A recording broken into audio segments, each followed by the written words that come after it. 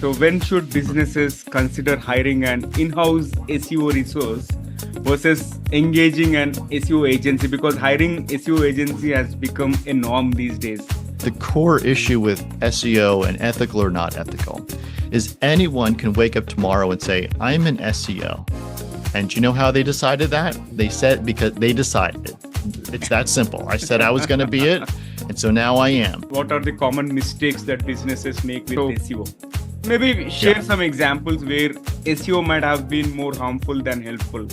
So folks, you have tuned into TGV and hearty welcome to the Guiding Voice podcast series, the world's only quadrilingual podcast at this moment of recording, and we are trying to embark into multiple languages as we speak, and here we embark on transformative conversations for a better future, and we want to simplify and amplify your journey to success. I'm your host Navin Samala, dedicated to making the world a better place by bringing you wisdom through valuable discussions with experts designed to simplify and amplify your success. And thank you so much for tuning in.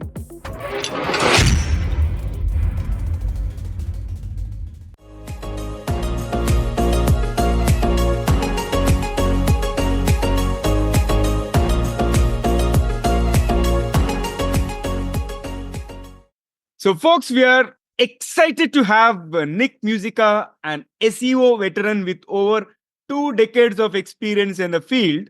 And since 2003, Nich has been a driving force in SEO, which stands for Search Engine Optimization and also content creation, and launching his consultancy Optics IN, which is a LLC, Limited Liability Corporation, in 2019, and to support small and medium-sized businesses and also startups. He's a recognized expert in SEO audits, link acquisition, long-form content creation, and also SEO coaching. And Nich's extensive experience and insights into local SEO strategies, EEAT principles, and effective SEO practices make him a valuable guest to help us navigate the complexities of search engine optimization and enhance our digital presence. And today we are going to dive into an interesting topic at hand, SEO mastery to thrive in a digital world. But before we get into the topic, here is an exciting twist. As always, let us tickle our guest's brain first. So Nich, get ready for a rapid fire round of random words. I'll mention a few, and I would love to hear the first thing that comes to your mind in response without thinking much. If you're ready, let's get started. Hello, I'm Steve Ahern, one of the judges of the Asia Podcast Awards. I'm interrupting this episode to let you know that you're listening to an award-winning podcast. This podcast won its category in the 2024 Podcast Awards, so you know you're listening to quality. Enjoy your listening experience, and congratulations to the team who created this award-winning podcast for you. Okay, let's do it. Okay, here comes my first word, curiosity. Yes, you need it. Invention. And it was invention? Yes. Tesla. Nikolai Tesla. Future. It better be optimistic. Book.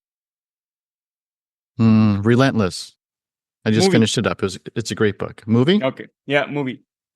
Willy Wonka and the Chocolate Factory, the original one, is my go-to all the time. Universe. Universe? Yep. Yeah, it talks to you. It serves you to listen to it. Wow. Role model. Role model. Yeah. We need more of them. Yeah, look. I've been the book I mentioned, Relentless. It talks a lot about basketball players and their discipline in terms of what they do to be able to do what they need to do on the court. And I'm far from an athlete, but the diligence and the work ethic those guys have is admirable. My next word is success. Success comes in many forms. I highly suggest not listening to social media to define your version of success. Yeah, love it. I thoroughly resonate with you. And here comes my next word, probably one of your favorites, algorithm. Algorithm. Yeah.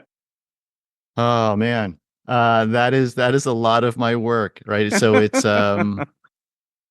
We're going to go through, there's two parts of the algorithm. There's actually the zeros and ones that are at play Mm-hmm. from a computer science perspective. And then we have the philosophy that runs the algorithm. Both are very important. So one is the algorithm of the day, and Mm-hmm. the other is the spirit. And so we want to manage both. And so we're not there's a phrase, and it's another sports metaphor. So you can either chase the puck. It's a hockey metaphor, right? You can either Yeah. chase the puck or you Yeah. can meet the puck where it's going to be, right? Mm-hmm. Both are valuable depending on what we're looking to accomplish when we're looking to accomplish the actual thing. So yeah, we want to understand what the algorithm is doing today, but more importantly, we want to know the spirit of where it's going tomorrow. Yeah, okay. Interesting perspective. And then optimization. Most folks want to optimize, but a lot of folks are digging themselves out of a hole that they put themselves in, right? So um, it works. It helps to have a little bit of SEO foundational elements at play. So when it's time for the optimization, we can actually have that discussion versus how do we dig ourselves out of this hole that we unwillingly created. Mm-hmm. Got it. And here comes the last one, keywords. Still very important. And I have a guest that I need to bring in here. Keywords are still very important. They are the user's language. If we're not using the user's language, then we Mhm. we limit our chances to be found for what they are explicitly looking for. Yeah. Got it. And such a set of profound responses. And thank you so much for participating in the first rapid fire round. And you heard it right. There is one more rapid fire round toward the end of the episode. And before Okay. before we get started, and thank you so much, first of all, for accepting our invite and for being part of our journey. And hearty welcome to the Guiding Voice podcast series. And how are you doing today, Nick? I'm doing great. How are you, Nabeem? I'm doing fantastic. Thank you so much. And let's get the ball rolling. So, Nick, let's begin with your success mantra, as in, please share with us the top three things that have contributed to your success so far. Hmm. Top three things that have contributed to my success so far. I would say working with the right people.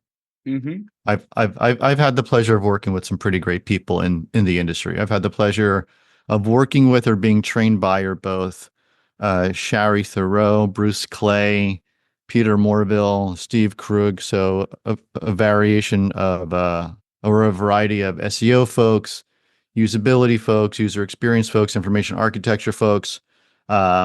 And that tends to add up to a good time in terms of how you view the website from very specific lenses that all culminate, at least for me, through the lens of the goal of it is SEO. Mm-hmm. But that's sort of it's an outcome of doing the right things, right? Like there's a variety of ways to get quote unquote SEO results. You can go back to the algorithm. You can buy a million links Yeah. from a variety of places tomorrow. You will get SEO results. They will also be very limited in terms of how long they last, right? So from an Yeah. algorithmic perspective, you can game the system, you can get results.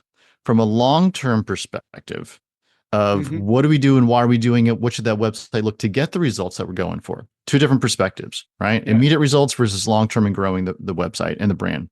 So working with the right folks, getting the right training, I would say is number one. Number two is I've always worked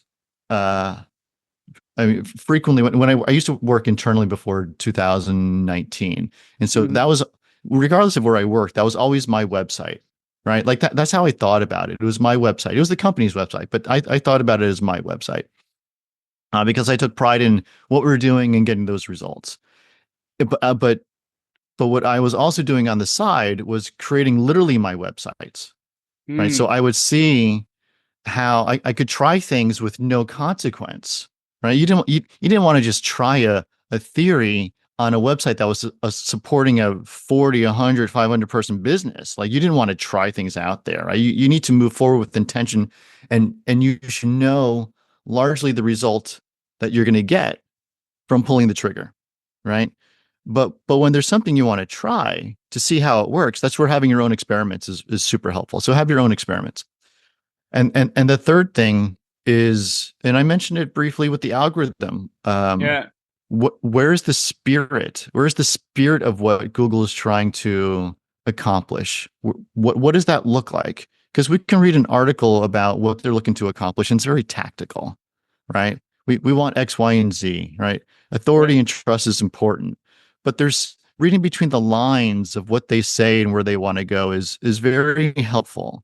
Uh, and that brings us to, well, learning your craft and practicing your craft and really being an expert in the thing as much as you can be. Um, where the expert in this case is, it's really hard to tie the word expert to SEO. It's because you're saying, I understand fundamentally all the things about someone else's product. Right? That's a very funny statement when you say that, right? So, Okay. Mhm. so expert really is, regardless of the conditions that are set forward. Here's my definition: is you have largely achieved positive results regardless of the weather of that algorithm, Mm. right? That's and that stick-to-itiveness, that resilience to learn the craft and understand where things are going so you can better serve your clients and the websites. That's super important. Mhm. Got it. And let's talk about this SEO further. And SEO can be a double-edged sword, right? And what are some of the significant risks associated with SEO, and how do the benefits compare? So maybe Yeah. share some examples where SEO might have been more harmful than helpful. Yeah. Well, I think about it a little differently. I would say there's some businesses that are better positioned to get Hmm. SEO results for the long term, and there's some that are positioned not. So smaller publishers are having a very hard time right now. Um, Affiliate model is having Yeah. a very hard time right now. But services and products from companies that have a brick and mortar or actually have a product that you can hold in your hand, or services like legal, doctors, etc., right, that type of thing. Those folks can do SEO all day long, and they're still going to get a good result because that's what Google wants. Google wants to boil the best of the best up at the top. So just because you are the best of the best doesn't necessarily mean you're going to get good SEO results. You still need to do what's important for SEO to get those results. But what Google ultimately wants is to get the folks at the top of the results that you can actually do business with, that you can rely on. And unfortunately, right now, affiliates and small publishers are not at the top of that priority. Hmm. Yeah. Got it. And my next question is more about businesses. So, when should businesses consider hiring an in-house SEO resource versus engaging an SEO agency? Because hiring SEO agency has become a norm these days. But what factors should they weigh in Yeah. before making this particular decision? Yeah. So super important. So, how important is SEO to you from a core competency perspective? Hmm. Right? Is it a support role, or is it a core competency perspective? Right. Yeah. So for bigger publishers like Forbes or someone like that, New York Times, they should have their own SEO resources. Right. And maybe they have extensions of that for consultants for very specific sections of the papers, be it health or legal or whatever it is. Right. So you may want to have an SEO that comes in for those specific areas, possibly. Um, but if what you don't want to do is say, okay, so SEO is not a core competency for us. So we're going to have Jimmy, who's doing social media and is doing paid and he's managing the website. We're going to add 10% on top, right, to his daily duties. And we're going to call it SEO. It's probably not going to work out, right? Hmm. Jimmy's already busy, Yeah. and SEO is not what he does for a living. Mm. So you may want to get a coach or an agency, a coach for Jimmy or an agency uh, for the company to get SEO in, right? Because we still value SEO, but it's not. We don't want to make it a core competency, and that's okay. That's all right. Not everyone has to, but we still want to make sure that we're doing the right things thoughtfully to get the results that we're going for. Yeah. Also, Nick, can you shed some light on what are the common mistakes that businesses make with SEO?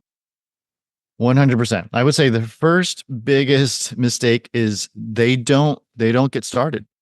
Mm. They just simply don't get started. They're doing something else, or they do get started and then they get distracted and they do something else. Right? It's a bit of the shiny penny syndrome. First we're doing this, then we're doing that, then we're doing the other thing, and at the end of the day, the week, the month, the quarter, the year, what do we actually get done? We got 100 things done, right? And we scratch the surface of 100 things, but we didn't really hunker down and stick with it. And so that brings us to another item: is you got to stick with it. Anything worth doing is worth doing well, and is worth doing for a period of time. And so you want it. And so in order to do that, you need to know what you're doing and how you're doing it. So we'll break down SEO into three aspects. There's the technical, there's the on page, and there's the off page. So a lot of folks go, but my tech team is doing my SEO. We're good. Your tech team is managing your host, your email, making sure the website even functions, making sure the apps function, like making sure the phones are on. Like the tech team is doing a lot of things, but they're not SEO specialists. So let's not assume that this is another big mistake. Let's not assume that your tech team is actually doing, quote unquote, doing your SEO. Chances are they're not. Because one, they're not up on it, and second, they're doing 10 other things, right? Yeah. Mm-hmm. And so when you ask them, how's the SEO going? Are you doing the SEO? Chances are they're going to say something like this: "It's going great. We got it." Yeah. And you're going to go, "Sounds like it's going great because they got it." Well, they're saying that because they feel responsible, because you just asked them the question. But the reality is, if no one is explicitly responsible for watching SEO results and implementing SEO strategy and tactics, it is not getting done. Yeah. So let's not make any assumptions. It's not getting done. You need to have someone responsible for it, so that we can talk about it on a weekly, monthly basis. We know what we did, and we know what the efforts of what we did have produced in terms of performance. Yeah. So from what I understand is, like, you cannot have it as a part-time. Somebody should be dedicated, right? That is one of the most important aspects. You could have it part-time with someone internally, but don't assume they know all the aspects of it. It's better to have someone responsible for it internally, but have an external resource on the outside. Right. Or have someone internally responsible for it and doing the work, and possibly have external resources if necessary. Yeah, got it. That is clear. And Nich, in your previous discussions, you have highlighted different SEO approaches for small and big businesses, right? So can you elaborate on how SEO strategies differ based on business size, and also what unique challenges these face? Yeah, for smaller businesses, we'll say startup entrepreneurs, right? They're managing a lot of things. They're trying to get a product out the door. So for those folks, I would say, let's make sure that we have foundational SEO at play. Let's make sure that we haven't done anything that is going to hurt our SEO. So when it comes time for the business being in a mature position, that we can then act on actually optimizing the website, right? We build out the website to be broader. We get local listings at play. We do things that are going to actually optimize versus digging ourselves out of that hole. We're a bigger company. It sort of shows up in two dynamics. One is we're digging ourselves out of that hole because we never focused on SEO, or we are optimizing on top of that. And so if we're digging ourselves out of the hole, we have some training to do with content. We have some training to do with technical, versus if we're actually optimizing, let's pretend our technical is good, and we have a process for managing our technical. We have a process for managing the health of the website. We're doing that on a monthly basis, a quarterly basis, something like that. We always want to check in to make sure we're doing it right. And then we're building content, and we're promoting that content and getting links. So a little different. Foundational versus intentional growth of it. Yeah. Yeah, it makes sense actually. So foundational versus intentional. And as you scale up, I think you have to be strategic and deploy relevant 100%. things. Yeah. 100%. Got it. And what are some unethical SEO practices you have encountered, and why is it important for businesses to adhere to ethical SEO practices? In fact, not many people talk about this topic, like ethical SEO versus unethical SEO. But how can businesses ensure that they are on the right path? Yeah, I mean, there's a variety of ethical and non-ethical SEO or other marketing tactics out there. Email or paid search, whatever. I mean, it's the player who shows up, right? And so here's the core issue with SEO and ethical or not ethical is anyone can wake up tomorrow and say, I'm an SEO, And do you know how they decided that? They said because they decided. It's that simple. I said I was going to be it, and so now I am, right? Mhm. Well, you can't do that if you want to be a doctor, you can't do that if you want to be a lawyer or an accountant. There's Yeah. schooling, there's credentials, but that doesn't exist in SEO land. So anyone can show up. So those emails you get, and I get the emails too. Hey, Naveem, your website could use a lot of work. How about if you pay me $100 to get 100 links, and you're gonna get great SEO results. If it sounds too good to be true, chances are it is too good to be true, right? And Mhm. those players are out there. So what we want to do is avoid those players. And the way that we do that is we look for folks with track records, folks who have been in the business for, I'm going to go with at least 5 years. You Mhm. want someone who's been in the business learning, working at it, and not learning on your dime, right? Mhm. Like you want someone who's going to come in, hear what you have to say, be able to give you a perspective. I Yeah. hear you, Naveem. So you want number one results tomorrow. That's not going to work. But if you want to start bettering your SEO so that your world looks radically different in a year from now, let's have that discussion, right? Yeah. Because we're building a business, we're building a brand, and SEO is going to support that versus can you get me on the homepage in 30 days, Nich? Uh, I could, but I'm gonna have to use some tactics that are not going to be sustainable, right? It's Yeah. not going to work out. You really don't want to do that. That'd be the conversation I'd have with you versus someone else who's going to go, I can get you on the front page. Mhm. Page one, you got it. Okay. So I'm going to just spam Google. I'm going to get a bunch of stuff out there and we're going to bully the algorithm for some period of time. We're going to get results. And then here's what they don't tell you. And then we're going to go missing like we were never there. Mhm. Yeah. Got it. And Nick, this has been fabulous conversation so far, and it's time for us to add some more spice and some more excitement to the episode. If you're ready, I'll kick off the second rapid fire round. All right, let's go. Okay, here comes the first bullet. If you could have one gigantic billboard anywhere with anything on it, what would it say? Oh man. Be good to yourself today.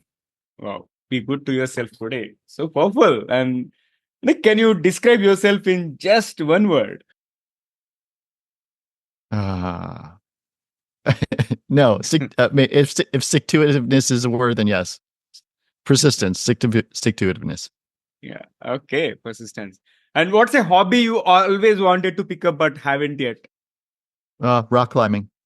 Rock climbing. And what is the I'm most scared. ad? I'm Yeah, go scared to ahead, death of please. heights. Yeah, I'm scared to death of heights. So that doesn't really work. I tried rappelling once, I think Ah, probably 12, 13 years ago, and I was damn scared. And yeah. See, right. That's it. I can relate to it. And what is the most adventurous thing you have ever done? Skydive. It was terrifying. Going back to Hmm, the heights. it's on my wish list. And Mm. what is the best piece of advice you have ever received? The best piece of advice. Yeah. Ah, it was probably a little advicey and tough lovey from a boss that I had 30-ish years ago. And I came to him, he was in his office, and I said, this is what's going on. I know you tasked me with this thing, and here are the conversations I had, and like it just nothing happened. It just didn't work Mhm, out. And he looked mhm. at me and he said, well, if it was easy, everyone would do it. Yeah. And I turned back around and I gave it another shot to get the result we were talking about. It was the quickest conversation that I've ever had. It is easy, everyone else do it. Super. Yeah. Wow. We didn't have Mind to blowing. we Yeah. didn't have to talk about it anymore. I knew what he Yeah, was putting down. absolutely. Yeah, I picked it up and turned around. Hmm. Super. Loved it. And here comes the last one. What is one electronic gadget that you like to see or invent yourself? Oh, oh man, I don't know what it is, but here's my wish for anyone who's listening is can we just please have more electronic gadgets that are really helpful and less distracting. There's so many distractions, and the ratio of distractions to helpful is way in favor of distractions, Yeah. right? But like the things that are actually helpful, man, there's really just not enough of them. Mm. Considering that we have, do you know what goes into this little thing? Do you know what's in here? Like this thing is amazing. It's amazing. And you know what we use it for? death scrolls on social media all day long, right? Like taking pictures of food, like, let's have fun, but man, can we have something that's more useful? Can we have something that meaningfully changes our Yeah. worlds? And that seems to be lagging these days. No, I completely agree with you. In fact, yeah, we are living in this era of distractions, and it is time for us to focus on some important things. And yeah, truly echo with you. And this is such a great second rapid fire. And let's flip back to the mainstream, Nick. So, looking ahead, what Okay. emerging trends in SEO do you think will have the biggest impact on digital marketing strategies? And how should businesses prepare for these changes? Yeah. I mean, the latest and greatest and obvious thing is AI, right? Artificial Yeah, intelligence is out there. right. It's doing things. And that sort of goes back to what I was just saying about the phone. Like, there's a lot of distraction in that conversation. There's a lot of Yeah. hype in that conversation.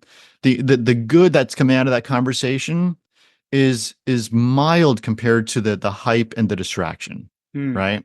That, at least that's what I've seen. And so so how does that land in terms of the world of SEO, right? So I've heard AI being an SEO audit tool. It's not. It's not an SEO audit tool. It just can't go magically into the website and pull everything out. There's a bunch of tools I've been using for years that are way more helpful than the magic of AI, right? It's not helping. Um, well, we can use AI to send out automated emails for links. We've already been sending out automated emails for links. It doesn't work. It doesn't work. Link building is about having a good product and having good relationships with people who want to talk about your good product.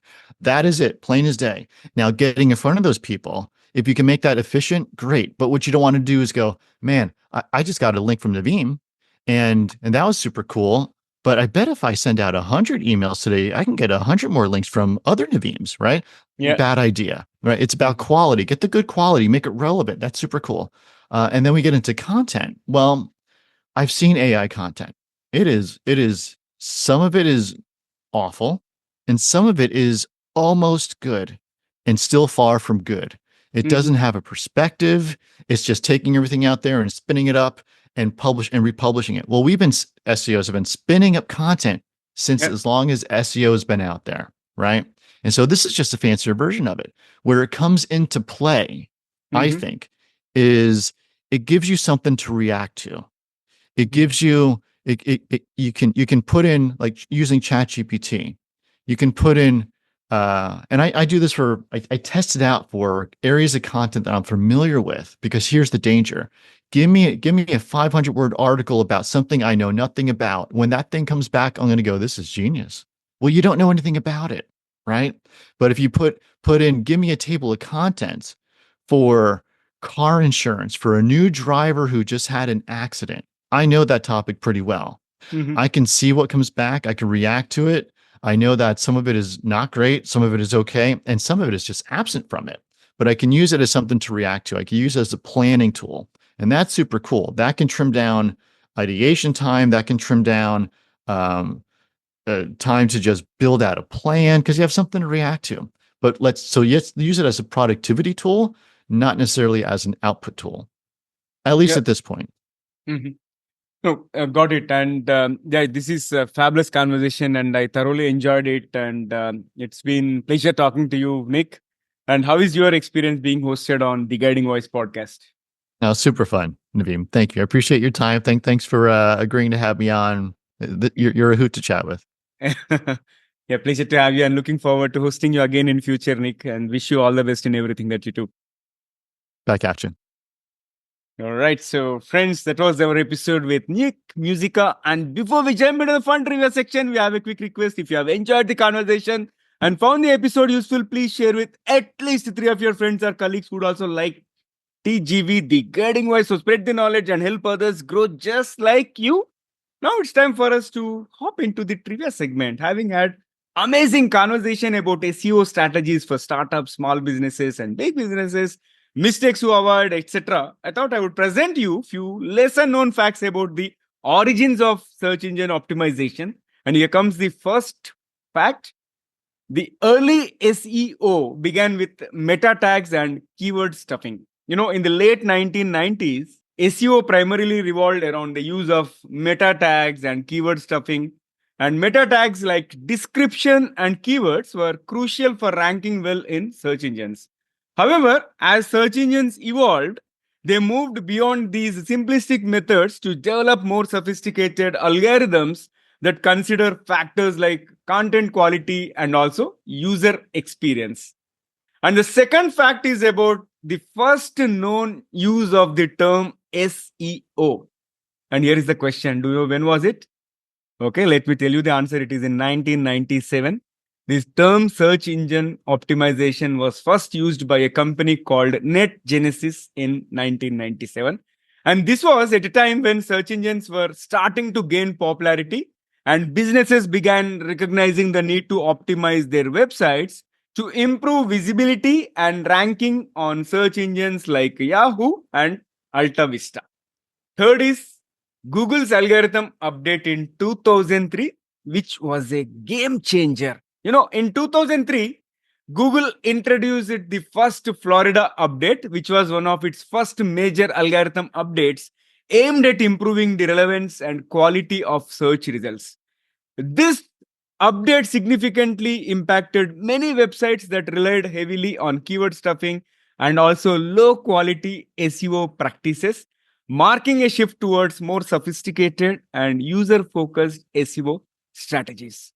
So, this is it from my side from the trivia perspective. Likewise, if you have any interesting facts related to search engine optimization or any other interesting techniques which you have used to boost your search engine optimization strategy, do let us know. If you're watching this episode on YouTube, you can comment there. Or if you found this episode on some audio platforms or some social media platform, you can comment there as well. So, folks, that's it for today. Thank you so much for tuning in and also for being part of our awesome TGV family.